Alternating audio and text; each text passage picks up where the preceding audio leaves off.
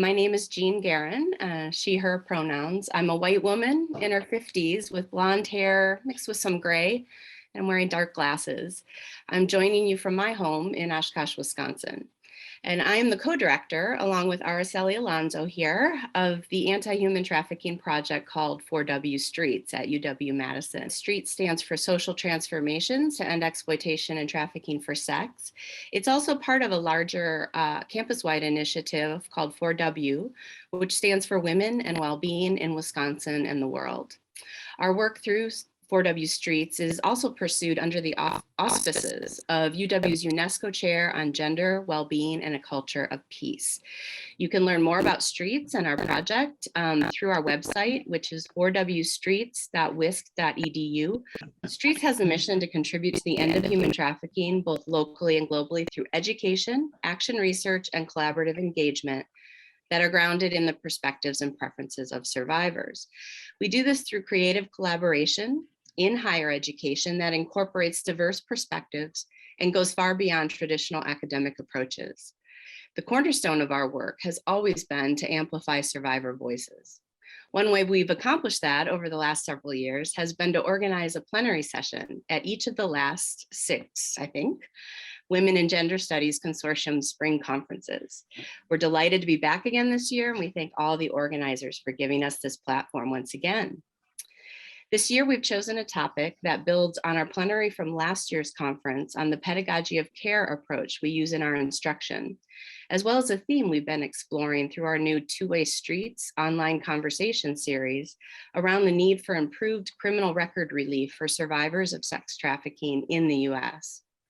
In all our areas of work, it has become clear that in order to support trafficking survivors toward their own desires for justice and well-being, we first must ask them what these words mean to them.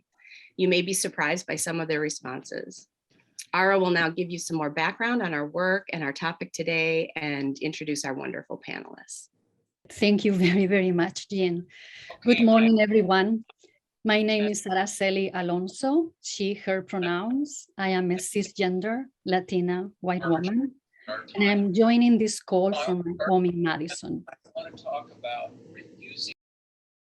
First, we'd like to thank you, Stephanie, Carla, Lydia, and LaCrista, for all the innovative work you have done organizing this conference. We also want to thank the audience for being here with us today. We are very grateful to you. We don't see you, but we can feel your enthusiasm and your support. As I introduce this plenary today, I'd like to go back to a point that Jean mentioned, and that is the pedagogy of care approach that we used in our work with the streets, and that acknowledges and respects survivors' voices and lived experiences, often with no need for words.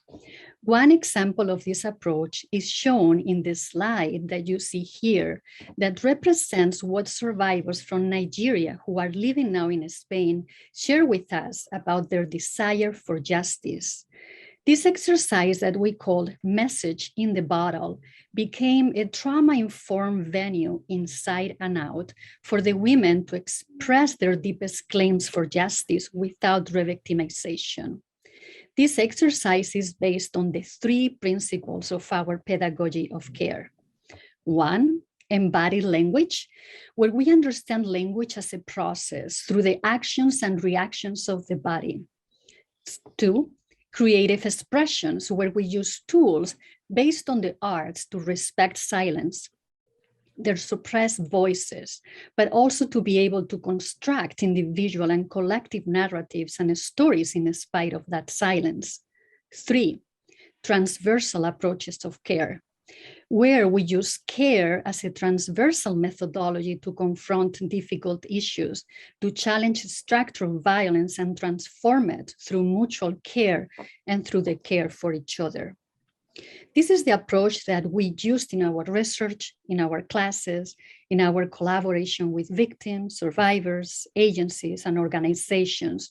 We work with social workers, psychologists, lawyers, law enforcement, service providers.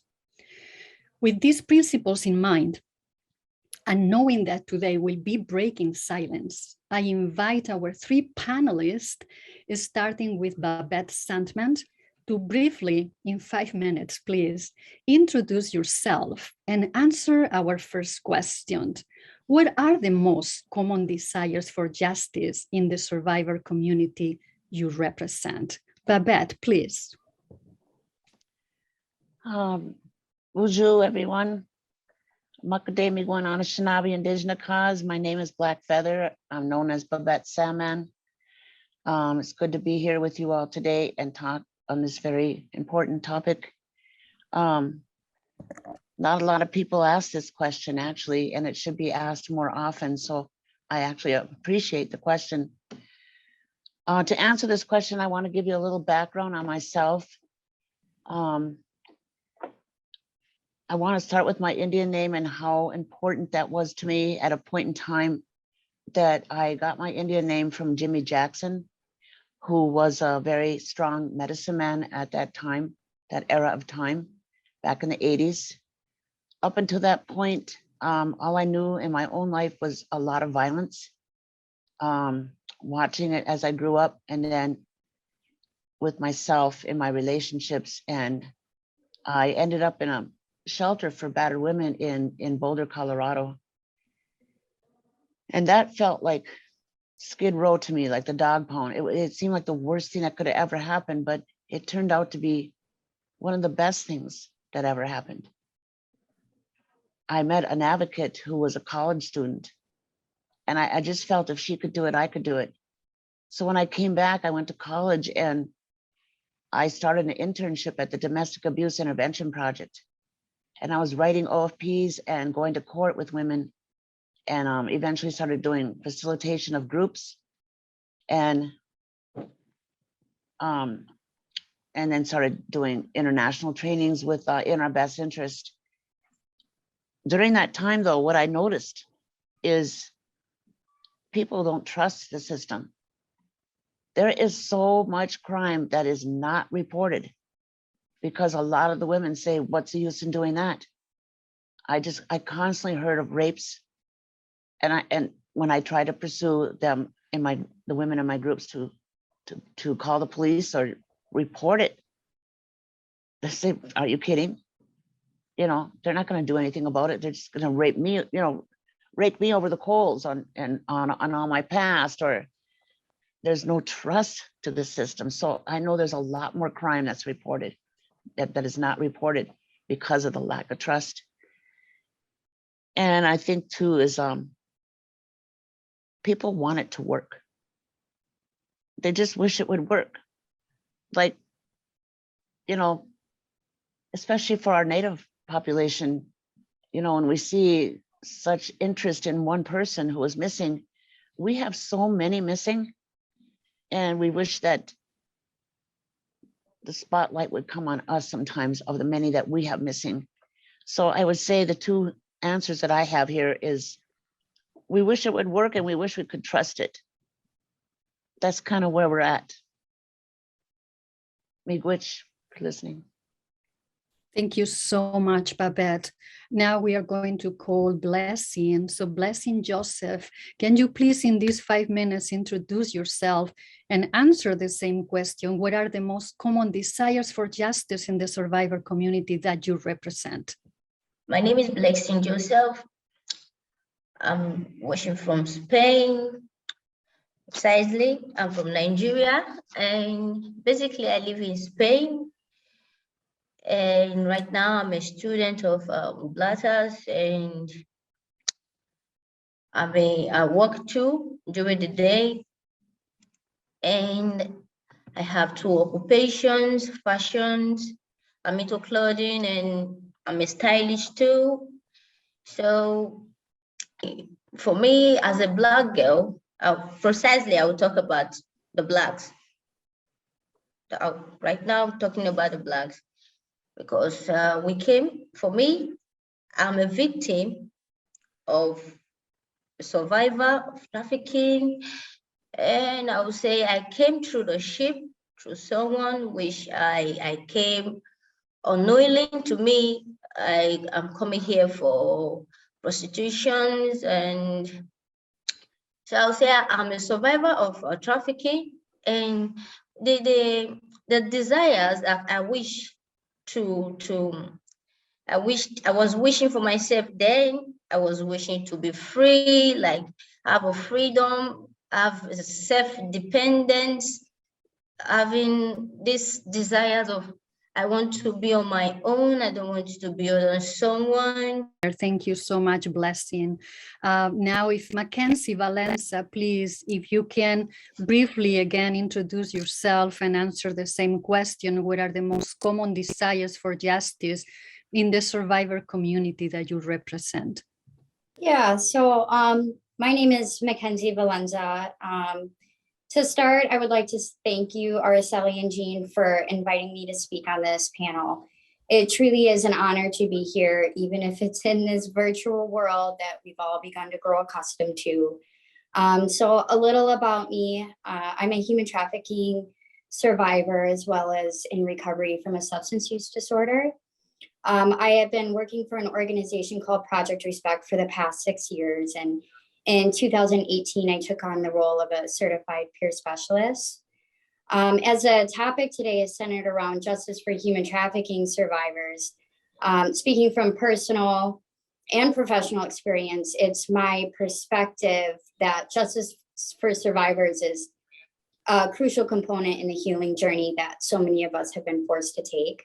It is an honor to say that I'm here representing the survivors in the Madison community. However, I can only speak from my own perspective on the desires that I believe are important for survivors like myself in regard to receiving justice for the unfortunate circumstances that we were put into. Justice for survivors comes on all different levels and from a lot of different angles. If I had to narrow it down, justice can range from seeing our traffickers put away for their crimes, to survivors receiving fair opportunities for services, and to feeling acceptance within our communities and by our friends and our families and our neighbors. So no matter where we came from or how we got put into this situation in the first place. I think it's important to note that most of us who have experienced being victimized by traffickers are already dealing with interlocking oppressions and discrimination in some fashion. So a desire is more than just justice for us. It is a path forward, acceptance by those around us, and it is fair and just opportunities personally, socially, and professionally. Thank you. Thank you so much, Mackenzie. Thank you, Babette, Blessing, Mackenzie, for being here with us today. We're very grateful to you. And now we let Jean to lead the next 20 minutes for our next questions. So the first place we'd like to move to or transition to is to kind of start getting, you gave us great kind of big picture issues with justice and the challenges that survivors face in achieving their own dreams and desires.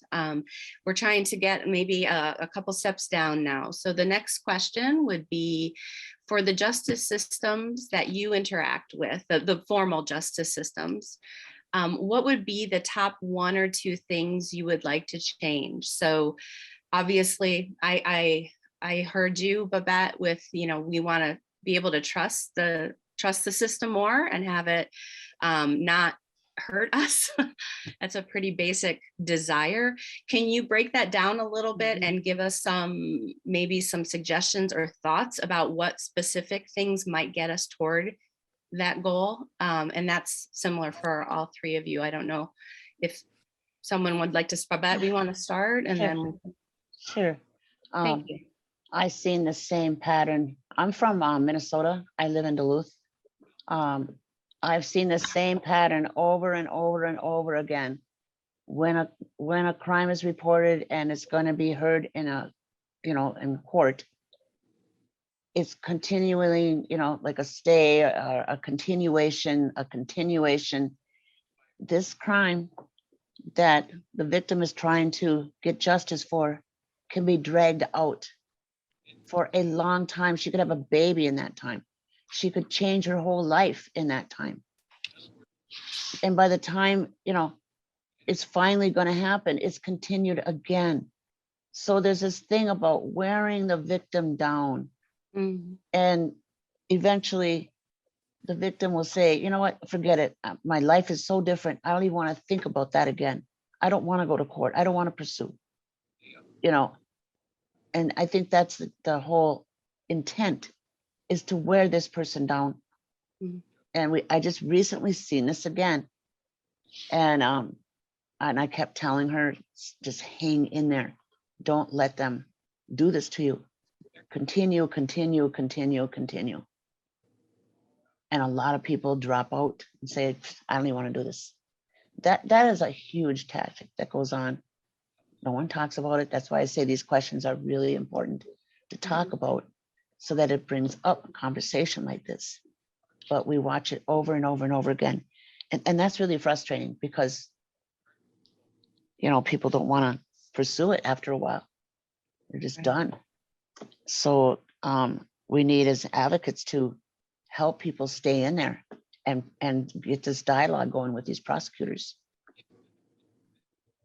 That's great. I think if you don't mind, I might move and call on Blessing, because I know that in your situation, which is very different because you're working in a country that is new to you, in a system that is, well, anyway, I think time frames and dragging things out is a big challenge for survivors that you work with as well. Blessing, is that correct? Can you describe that for us?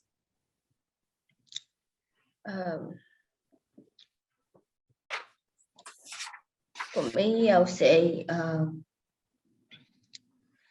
though it's not really easy, because when you move from your country to another country, where you don't know anything about the country, you don't know the constitutions, you don't know the things that guides the country, you don't know the current affairs of the country, you need to learn, you need to meet people, ask questions about the country. Starting a new life is not that easy. But for me, things I've come across here, that especially in Benidorm, where I live in Spain, things I would like, the top two things I would like them to really look into and work out for it and change. Maybe I would say, it's about never taking sides despite the colors, or despite the personality you might fall, they might fall victim on. Like, two people having an issues, you take sides with one because the other is not the country, it is not originally from the country, it's from another country. You look at them like they are foreigners, so they don't know anything about the country, so you take advantage of them to build sides with the one you call your own. So I'll say, if things like this keep going on, things we keep getting wrong, like they'll keep scaring people not to ask for help, or not to ask for justice, rather than to die in silence, and that is not good. So I will say my message to whosoever that want to listen to me, because I always stand for peace, and I always stand for justice, I always stand for truth.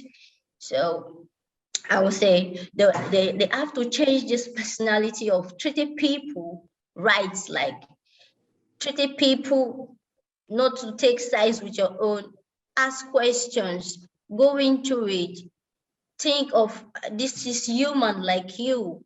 You need to pay attention. You need to listen to them, because I really want things to change here in Benidorm, especially because the rate of being discriminates people, like this is not our country people, this is not from Spain, or she's a black, or she's from Nigeria, or she's from Cameroon, or she's from Morocco. So we don't need to put them along with us.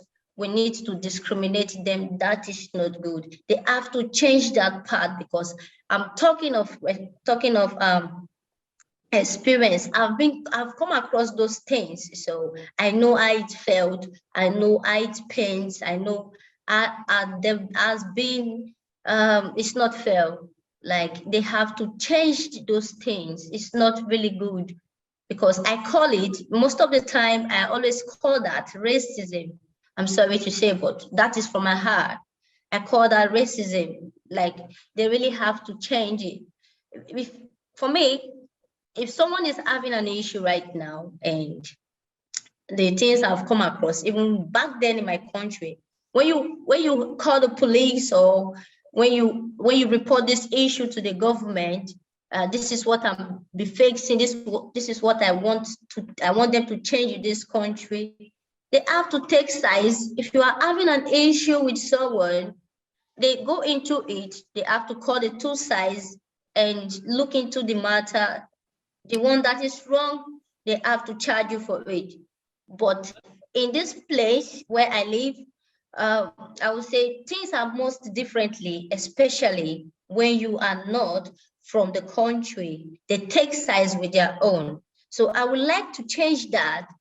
If it is within my power, I would like to change that. I would like the government to go into it, to not take sides with just their own, because we all are humans. Despite the colors, we all are humans. Despite our personality, despite our different countries, we all are humans. We feel, we have the same blood running through our veins, so I don't see us differently. Thank you. Thank you, Blessing. No, that a lot of powerful principles included in there: universality of human rights and the need for impartial and fair institutions to treat people equally, not based on just the situation at hand, not any other labels that they may be experiencing. Mackenzie, would you like to take a stab at that question or build on what the others have said? Yeah, so the first thing that came to my mind when I read this question was I had recently worked with a survivor who was going through the trial process where her trafficker was the defendant.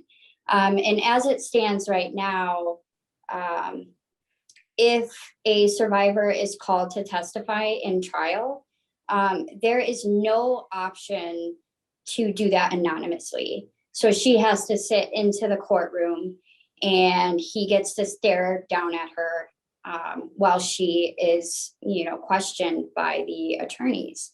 And I think that puts a significant amount of stress. And I would say that if I had to change something, that giving victims or survivors the right to testify anonymously and not have to testify right in front of their trafficker's face, I would change that. Absolutely. Great. Do you have any comments too? I know that, court cases can drag on a long time as well for your community. Do you have any comments on the time limits or lack of time limits? Yeah, so I mean, recently, everything's pretty messed up because of COVID. So, an already very long process has turned into a much longer process.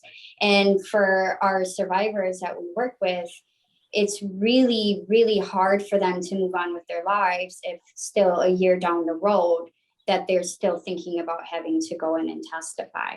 So that is absolutely something I would change as well, is speeding up the process.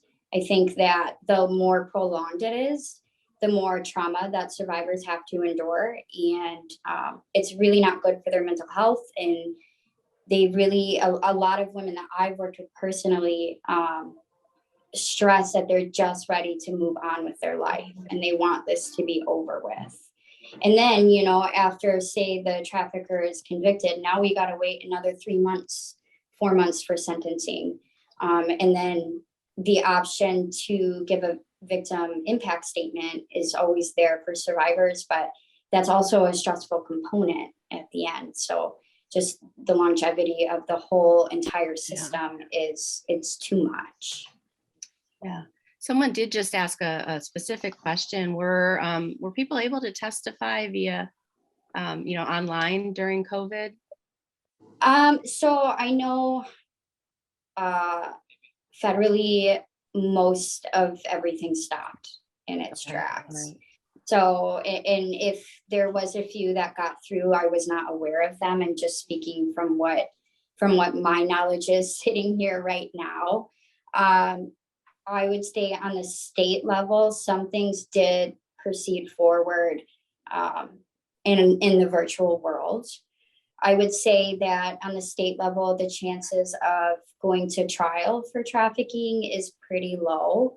That doesn't happen very often. Generally, if it's going to trial, it's on a federal level. So unfortunately, there's just not much that we can do, you know, as advocates and as human services providers, other than walk with them through this process. So yeah, does that answer the question? Yeah, no, that's helpful. Just someone asked that kind of specific question. Yeah. So I'm wondering, and then taking it, thank you for all those responses. They're very helpful. And I think that was to kind of get us, okay, what are the problems with the system that are the biggest issues? And I hear you, time and impartiality or lack thereof. So then getting one step a little bit closer, can you think about some really practical, and I know there's probably an infinite number of these, but some practical tips, and you can talk about whatever you want and as many as you want, but really talking to people who might be listening, who want to be allies, to make change to the system, right? Okay. Or service providers or people that work directly with survivors to provide legal assistance, or like Project Respect, Mackenzie, you know, your client base, any survivors you work with, what are some suggestions for those service providers to make the process and the system easier, or facilitate supporting survivors? Maybe if you want to start, Mackenzie, we can go back. Yeah, sure. So, I mean, if we're speaking practically, the biggest suggestion that comes directly to my head is support, unconditional support, in any way that allows within a human services provider's scope of practice. So we want to be careful that we are not doing things that are not approved by our agencies. So, for example, if a survivor is about to go testify and she has absolutely no nice clothes, help her get nice clothes. If she needs, you know, the day of testimony, she wants a cup of coffee, she needs some lunch, she needs stuff like that, get those things for her, make her as comfortable as possible. And then as human services providers, I would say that pre-trial, during trial, and post-trial, one of the most important practical things that you can do is to get the survivor the services that she needs, such as like mental health. Maybe she needs a support group, or she needs to be in individual therapy, stuff of that nature.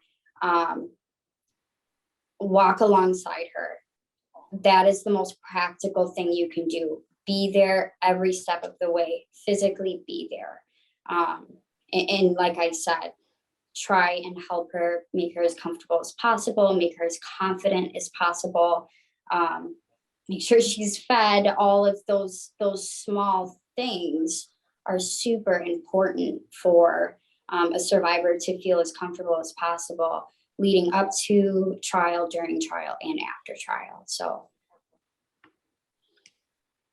Blessing, do you have some thoughts on the really practical suggestions for NGOs and others who are trying to support survivors in Spain? Due to the system we have now, due to the conditions we have now, I say, providing the needs, like giving them the support, the desires, I think that will make them go a long way, with especially with their mental health, like their thinking of mind, being self-determined, being self-secure, providing if the survivor is healthy enough to do one or two things, and you felt you might be of help you might ask and see one or two ways to help and put them in the place where they need to be to help themselves, because I believe in self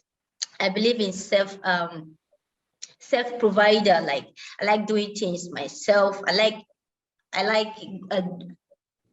providing for myself. So if they can be able to provide their needs and help them with help the ones that need shelters, the ones that need jobs, especially things they need to make them happy, if they can be able to provide.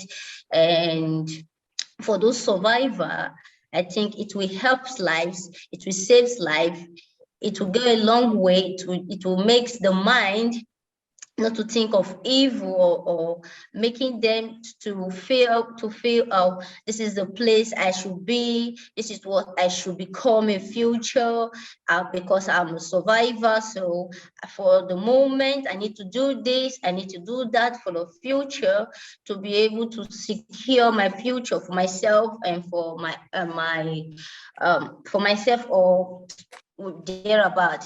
You understand? So I think by a service provider, if you can be able to provide their needs for the trafficking survivor, it really helps life, to save life, to make them go a long way. Thank you. Thank you, Babette. So I'll give you a chance to speak to this practical question, and then also from you, and maybe you have this plan for your future, your next statement about the future. Sure. But I'm really interested in the trust issue, and I think it's it's such a huge one for your community, and the difficulty in overcoming distrust. I mean, it's going to be there. Do you have, for very legitimate reasons, for centuries, right? What are some suggestions of people? What can we do to support your community to help build trust or fix the system in an advocacy role as well as a practical service provision role? Well, number one, you have to have a love for basic humanity. Yeah. If you don't have that, survivors see you. We see you. And if you, like Blessing, I listen to her and I can just hear her crying out for love us, and for her people. Don't judge us like that, or don't look at us in that racial way. You need to have love for basic humanity, and understand the person that you're working with has already been through enough. The best you can do is greet them with love. And yes, they may be angry. I've had people yell at me, and I let them yell at me because they weren't really yelling at me, but it was a safe place to yell. And when it was done, they're like, oh, I shouldn't be yelling at you. And I said, oh, I didn't take it personally anyway, and we need to love our angry women. Mm. Our angry women. A lot of people want to run, like, oh my God, they're too angry. No, those are the ones that are going to change the world. Those are the ones that you want to embrace into this work of social change. So we need to start, treating people with great love, and that starts the healing.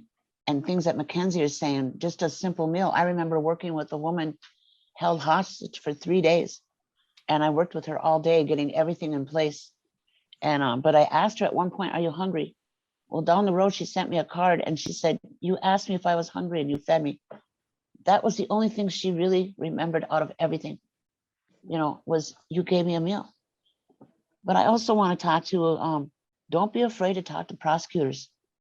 I worked with a woman that was almost ready to be charged with attempted murder, and I never see men charged with attempted murder.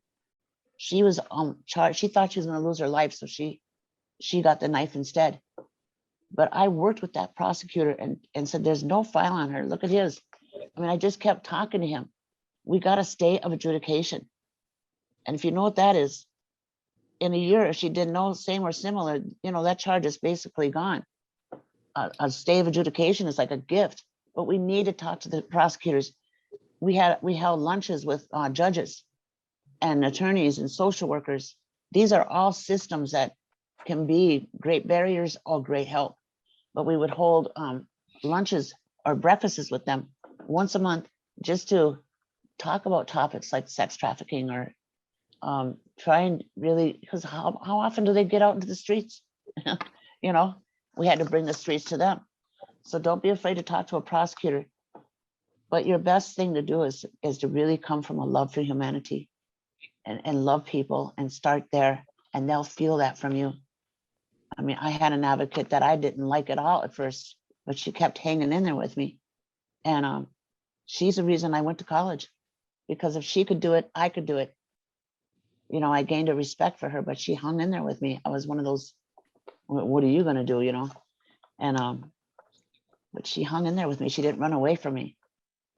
Hang in there with everybody that you're working with. But yeah, trust. At least if we can start with trust with us, and we're going into that system and doing the best we can with the prosecutors, with the defense attorneys, even judges, you know, just making them aware of this person and what this person has been through. So yeah, it's going to take a while for that trust. It's going to take a while, but we got to work on it. It's another social change thing that we need to do. Yeah, thank you. Thank you. I think the perseverance in relationship is so important. And I think a lot of what we've seen is survivors, they'll get assistance that's, Mackenzie, you know, defined by some of your grants, right? This is what we can do as an organization right now. And we do it for 90 days. And then, you know, we might want to do more, but we don't have the money, or, you know, what have you. So there's other limits on our ability to provide care over the long term. And that coincides with that dragging out the cases, right? If we're not able to support them through the long term, there's a real disconnect there. And, you know, we won't solve that. Fortunately, Respect is able to continue to provide services for really as long as the client needs to. So That's great. we are fortunate to be able to do that. Obviously, you know, that we have to follow our scope of practice, of course, and there are limitations on what we can do for them practically. But I would say that just from my perspective, sitting where I'm at in the organization that I work for, we work with them long after the trial, if that's what they need. So. Great. Well, thank you. Thank you all. I was going to turn it over to Ara for the last question about the future. We wrote this last question because of you, Babette, because thinking about the future, sometimes we think a lot about the past and the present, and we cannot really see forward and see the future. So in these 10 minutes that we have before we open our questions and answers for the audience, we would like to ask each of you, starting with Babette, if you could describe to us your vision of the future where survivor needs and dreams for justice are honored and their well-being is supported. Please, Babette. Well, I want to start with a shift in our thinking. I thought we were, you know, pretty right on in the women's groups talking about the intent of violence. You know, helping victims understand that all violence has an intent. You know, you're ready to go out, and that's when it started. And what did it do? It prevented you from going out. And so everybody from our women's groups was really clear on that. We were very good at explaining in the education groups all about the power and control wheel and the violence. But when I worked in the juvenile jail, there was a 12-year-old girl who asked me, you know, you all talk about violence, but you never talk about love. And it was kind of a shocking moment, because I thought about the many years that I've been an advocate. And once you're an advocate, you're always an advocate. The many years of facilitating thousands of groups for victims of violence and for women who use violence. All the conferences that I've gone to, many conferences, national and local, we do not talk about love. And here's the thing. Our need for love is what got us in these situations. We thought we were going to be loved. We thought we found love. I was almost killed by somebody I thought love me. I came very close to being murdered. And this was a person who loved me. And when I look at the femicide report, you know, we all thought these people loved us. So it is love that is our motivator for even going out and searching for love and not really knowing what it is, because none of us are talking about it. And we did go through a whole era of time where everybody was like, oh, touchy-feely, love, hippie stuff. No, this is what started us even going out. It's what we want, it's what we need. And a lot of us don't find it. Some of us don't even survive that search. And so I think we need to start talking about love. You know, because we did that whole touchy-feely thing and oh, love, we have a whole pandemic of opiates, of people, opioid pandemic of people who don't want to touch and don't want to feel, because we were a generation that was raising kids watching us go, oh, touchy-feely, love, you know, and so they don't want to touch, they don't want to feel. And now we want them to touch, we want them to feel. So we need to turn this around and we need to start talking about love. And what is love? We've explained violence so much that we're really comfortable with violence and talking about it. But now it's time to talk on a whole different level, because our search for love is killing us. It's hurting us because we don't know what it is. And there's so much we can say more about that, but I don't want to take a lot of time, but that's what I see for the future is our whole way of social change. And what we're saying has got to change. We've got to bring back the love in this work and ability to even say the word without cringing. You know, isn't that ridiculous? When all of us are out there searching for it. Thank you so much, Babette. You have opened an amazing and powerful space to talk about something that we usually don't dare to talk about in the academic world, that is love. Thank you very, very, very much for opening up this space. Blessing, we'd like to continue now. If you can see a vision for the future where your needs and the needs of other survivors in your same situation in Spain, where all these needs are met for your well-being, do you see any future vision?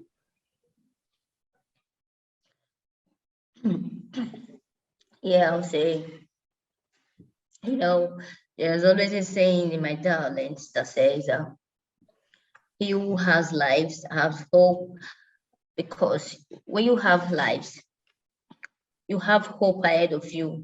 You have future ahead of you. Thinking of tomorrow, what you're gonna do, where you have to be, the people you need to work hard to, you need to work out of your life, the people you need to draw closer to your life.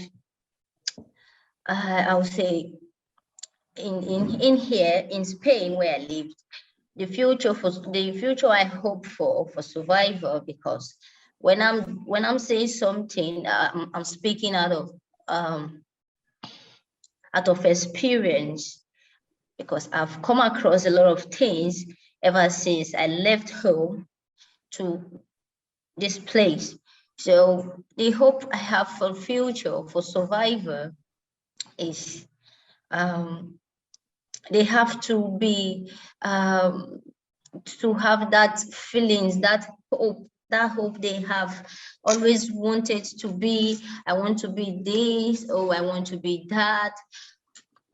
Because as for me, let me put this as an example. Because last year, when I went to look for a job at a hotel as a cleaner, so I got this job, and 3 days later I was sacked. I don't know the reason why. I couldn't. I went home. I was very annoyed. I was crying. Oh, I just got the job and I was sacked out of the job. Reason I don't know. So I was thinking of the future. I said, God, I don't want to go through this anymore. I want to be self-employed. I want to do this. I need this for myself, for the future. I want to become the woman I always wanted to be. I want to employ people. I don't want to be under someone. I want people to be under me. I want to feel that top. I want to take care of people according to my heart desires. So this is the future I'm talking about. This is the things I want survivors to be thinking of. Think of positive things. Think of how you can build up yourself, how you can put things in place, how you can make people happy in the future, how you can provide for the needy, how you can help your communities, how this respect, how you feel respect from the government, for the people you represent in your cities, the people you represent in your communities, the voiceless that you speak for.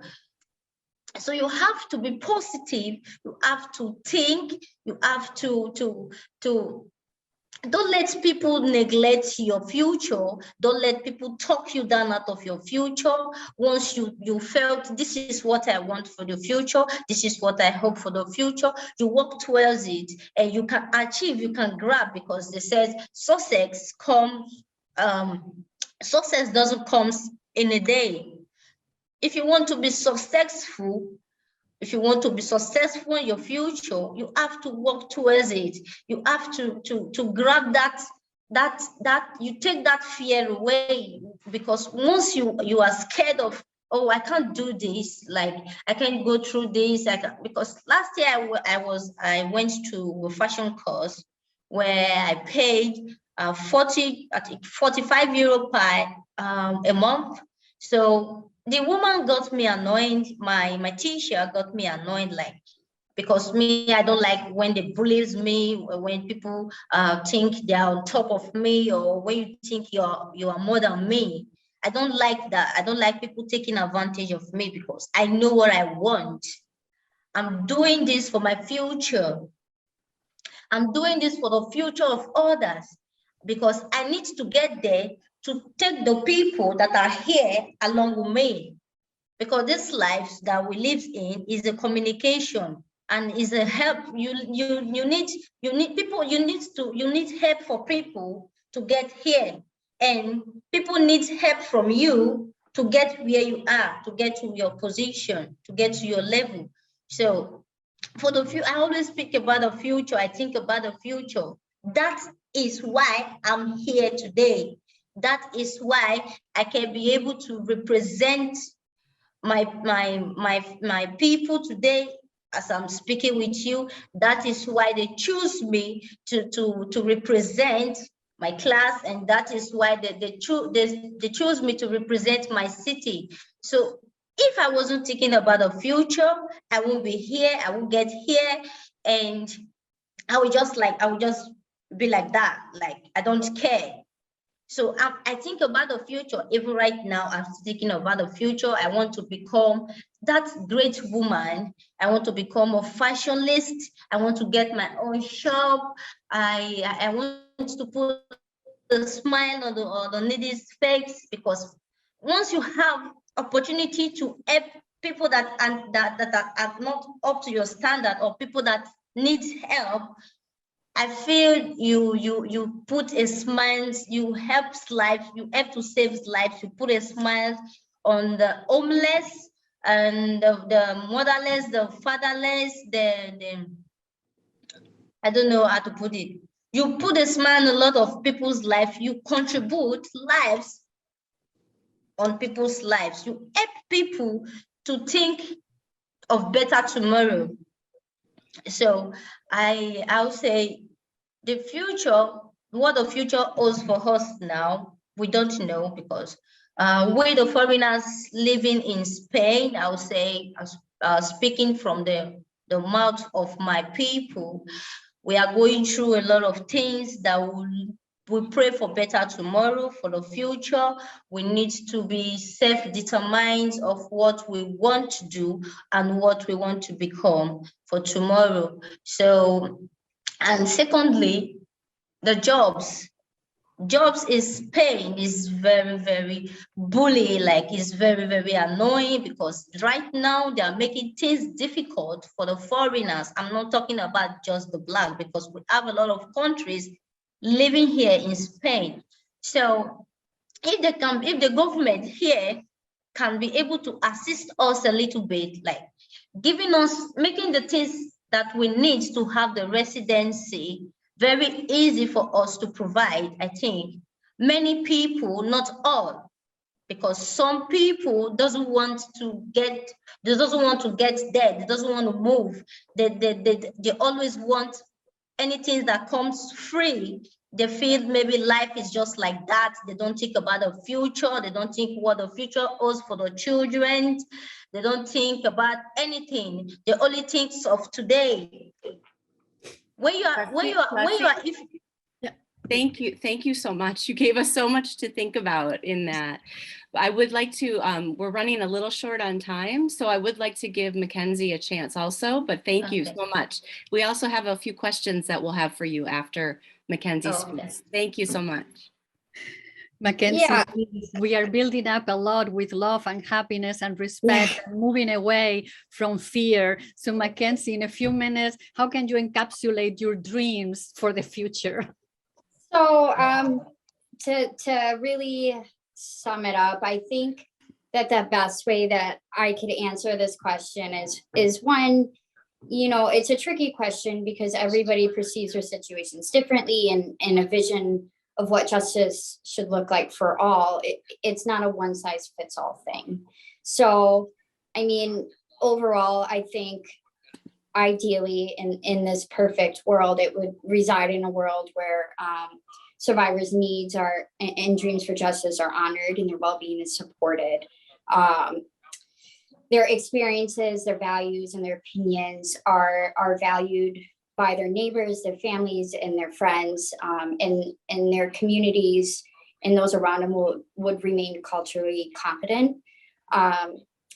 It would include a wide range of access to quality services that serves the survivors' best well-being, emotionally, psychologically, physically, without the restrictions placed on us based off of like socioeconomic status, race, migration status, gender, or any other of the oppressions that accompany survivors of human trafficking.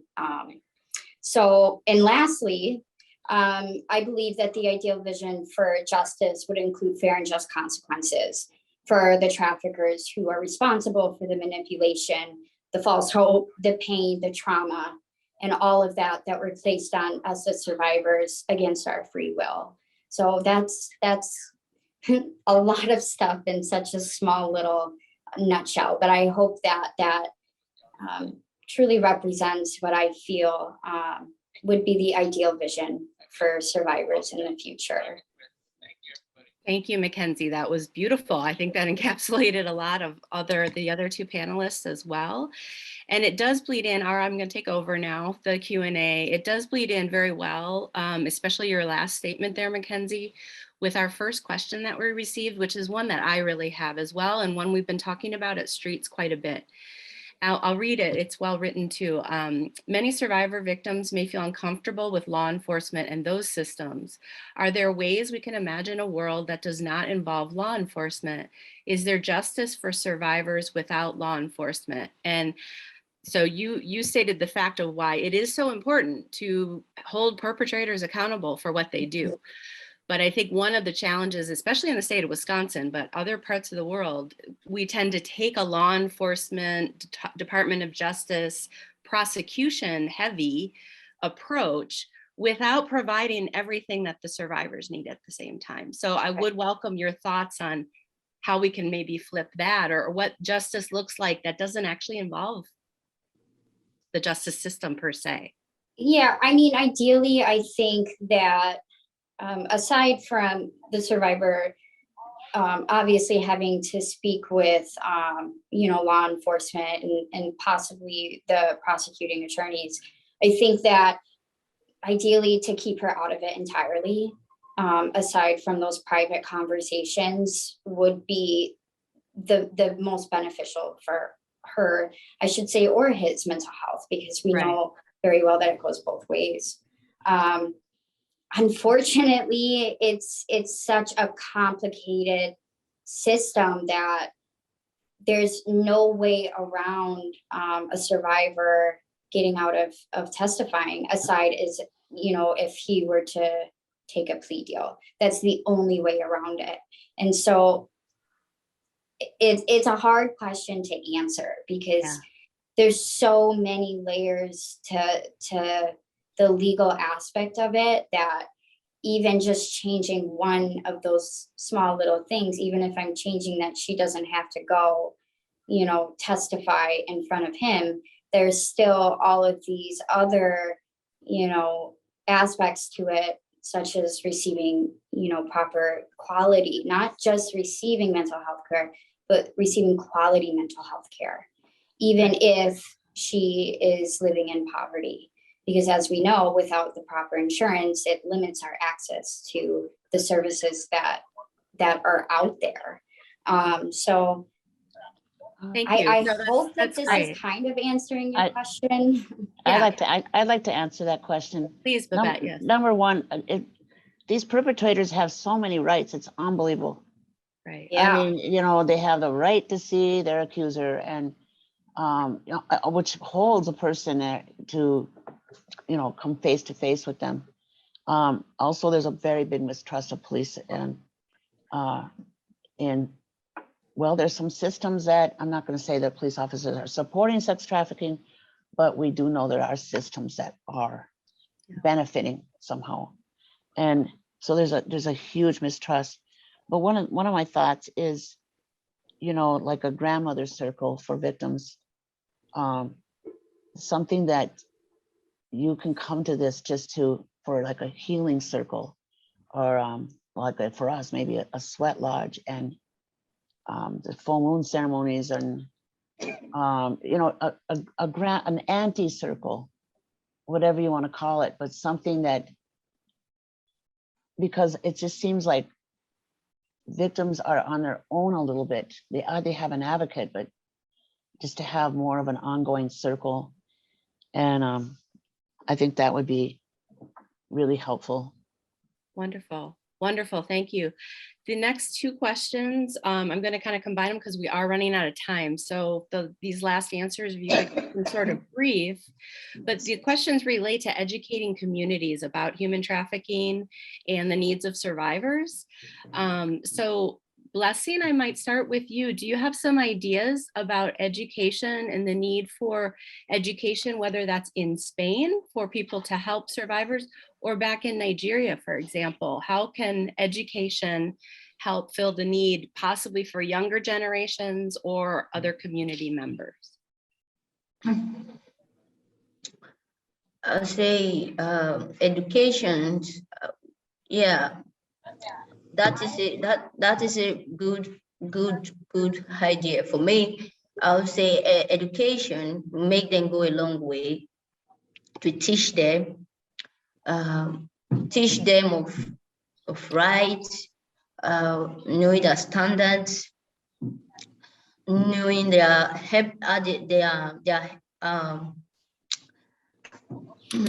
way of well-being, helping them to do well,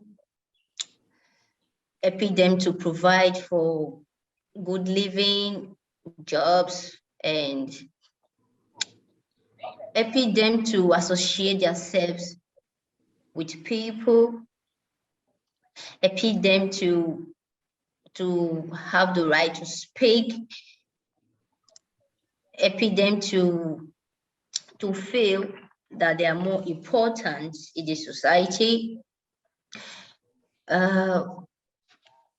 It will help them to know their purpose of being in the country. Like For example, I would say, you know, especially when you are in a country where they speak language and a little bit English. I think in Spain, especially in my city, if we can be able to have that kind of thing here, having that kind of education here, it will really help us to go a long way, to really help us to achieve our goals, to achieve our dreams for the future. It will help us to know our rights, to help us to defend ourselves, because first of all, if you can be able to associate or to speak frequently with the people you met in your environment, you can defend yourself in anything you come across. You can defend yourself even when they lay false accusations, even when they are accusing you of what you know nothing about. Because if you can be able to hear or to communicate with people in your environment, especially when you don't when they speak in one language, if you are educated enough with the same language, you can be able to defend yourself. When they say this, you will say, yes, it's this, I did it, I don't did it. So I would say we need, and we hope for tomorrow, they should provide for us an education that will help us in the future to go a long way, to really helps, to really helps the survivor, to really helps the survivor for human trafficking in my environment. Thank you. Thank you. Yeah, education for survivors also as a way out and to thrive. So just with the last couple minutes, I'm going to combine kind of, you can feel free to comment on community education and younger generation education, but a related question has come in as well, that college age people in the US are particularly vulnerable, and they're asking if you all think that universities are doing enough to prevent this. So you can, Babette and Mackenzie, I'll give you each a minute or two to comment on either, whatever you want out of those questions. Well, I've been I thinking would say about no. this. Oh, I'm sorry, go ahead, Babette. Go ahead. I've been thinking about this for a long time. We really need classes in middle school on how to stay safe in the streets of America. You know, how do you stay safe? We need domestic violence education, but we also need what is love. And no, the colleges, I agree with Mackenzie. She said no right away. We used to go into the colleges and bring education. We had a speakers bureau out of the Women's Action Group. But that was a class. It wasn't, I know they got women's studies and things like that, but maybe the women's studies department needs to expand into how do we stay safe? And what is love? What is love? How do we know we're loved? You know, because we got to bring that love word back in, you know? Yeah. That's I a will big, say that I just implemented a what's called the prevention project to a high school class just last month. And it's all about human trafficking and identifying perpetrators and really just educating the kids on this issue. It went very well, but I would say that if we could do more stuff like that, get this type of education and curriculums into the schools from the beginning, that we could help prevent some of this in the future from happening. I think that the earlier you educate the children, the best shot that they have at protecting themselves from this once they do get to that college level. So, and here's what I would call that class: pedicures, manicures, tattoos, and shoes. Because this is what attracts a lot of our young girls. You know, hey, I'll get you those pedicures, I'll get you those tattoos, hot meal, nice clothes. That's what I would call that class. Excellent. Well, thank you all. This was just fabulous. And I'm going to turn it back over to Stephanie to close us up and with some other details on the conference. Thank you all.